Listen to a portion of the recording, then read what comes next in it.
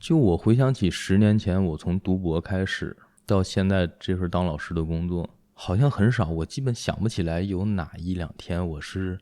早晨起来知道自己要去办公室而感觉不想起床，不想去办公室，不想工作，很少。基本我想不起来哪一天我是早上起来是有这种想法。可能大多数人不一定能找到自己又喜欢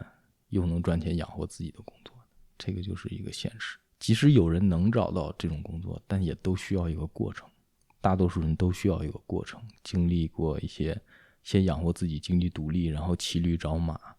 一步一步的走向自己喜欢的那种工作，都是需要一个过程的。即使少部分实现了这点的人，都是经历过一个过程。玉教练您好，管我叫教练呢。教练，我想打篮球。我的问题围绕这3个展开。你只说了2点，然后你说围绕这3个展开，这个数学功底啊，哎呀！已知如今的环境下，包括科研和工作，想要去实现财富自由的话，您怎么看待工作和读博？我的背景是就读于英国某大学的研究生，专业是机械学习和深度学习。如今在一家初创公司工作，过去4、5年里没有发表过文章， GPA 也不是很高。我目前在企业里工作了1个礼拜，算法岗，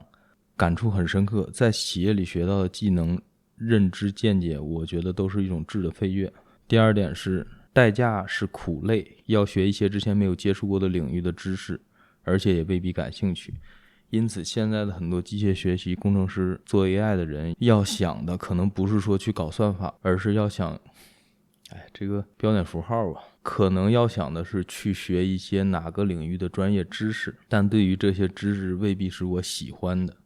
对于这个问题您又怎么看待？谢谢您的时间。首先我不太明白你想要财富自由，问我一个大学老师怎么财富自由，我觉得你这个问题肯定是问错人了啊！就我说几点我的看法供你参考吧。首先有人也说过了，财富自由这个事儿对于很多人来说，它不是说你非得有多少钱，然后你后半生可以不用工作，不是这么简单的一个事儿，而是你要平衡你的这个对金钱和物质的需求，以及你现在账上的存款，或者说你未来的现金流。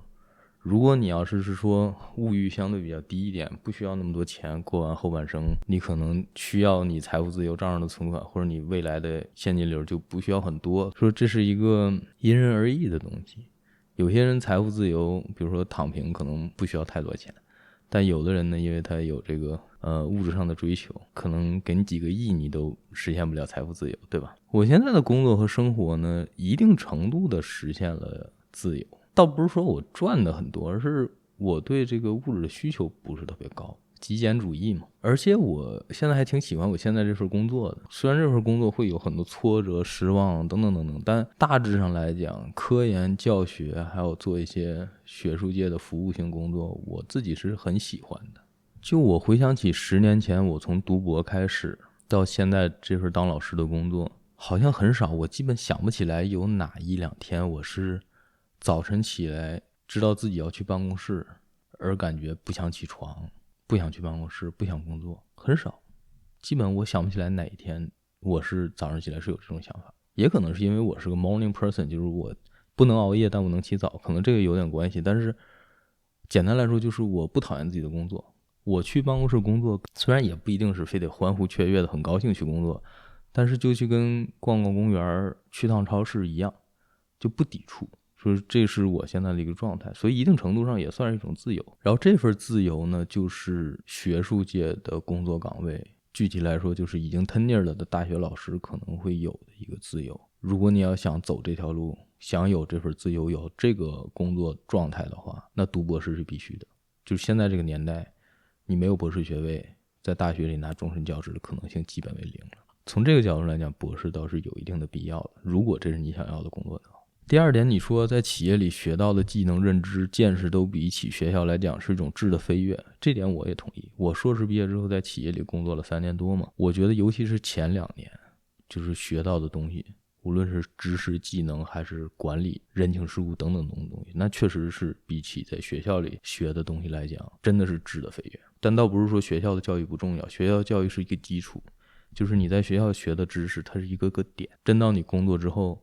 你就会把这些点一点点连起来，然后你同时还会学习新的点，所以这就是知识体系的构建。这里就不用太论证了。第一，学校教育很重要，第二工作之后能学到很多东西，这2点我是没有什么意义的。而且我觉得我工作前2年觉得学了很多东西是这样，就是学校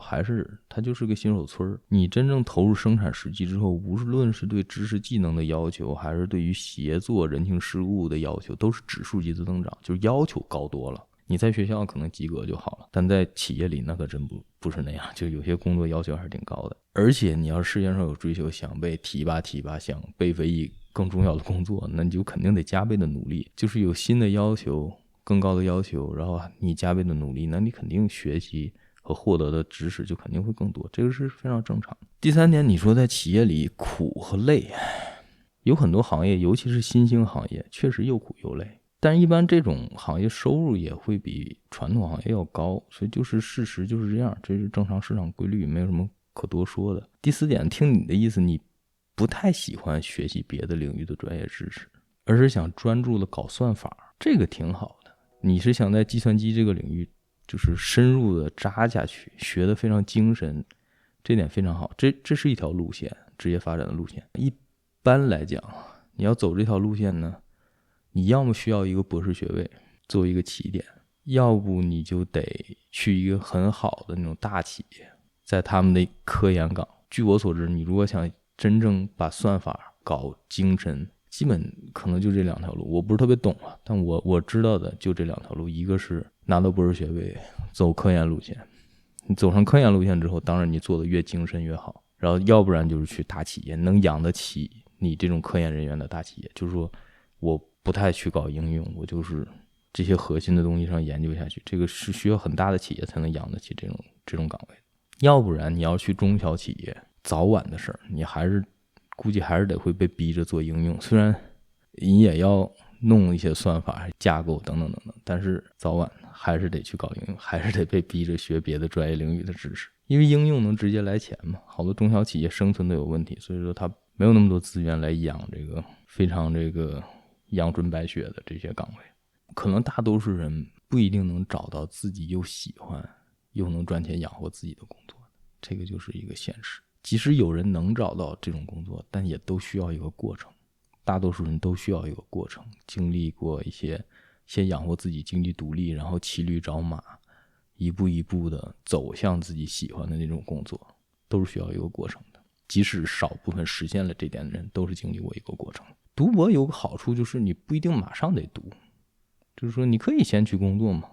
攒点钱，积累经验，然后觉得工作遇到了瓶颈再去读博也不耽误，甚至还有优势。我要是你的话，我就硕士毕业之后先找一个尽可能好的工作，收入高，自己又相对不讨厌的工作就先干着，然后干的自己就想明白自己下一步要怎么走了，自己就搞清楚自己想学什么了。如果要是真想回学校读博的话，你自己就搞清楚了。而且我自己当年就是这么做的。最后一点呢，就是计算机领域的博士呢，如果你不是要非得去那种非常顶级的斯坦福 MIT 的话，就是你在申请博士那个时间点，你不一定非得发什么文章，也不一定非得很高的 GPA。其他的相对比较好的学校的计算机专业招博士呢，要求不一定有那么高，而且有工作经验，有具体的项目经验，这绝对是个加分项。所以你也不用那么着急，就是把自己现在这个硕士读好，然后找一个自己比较满意的工作，一边工作就一边想到底读不读博士，读博士读哪个方向，去哪个国家，去哪个学校读，就都来得及，不用着急，你还年轻。好，感谢大家收看，有想要聊一聊的同学给我发私信，欢迎大家关注我的账号鱼素，谢谢大家。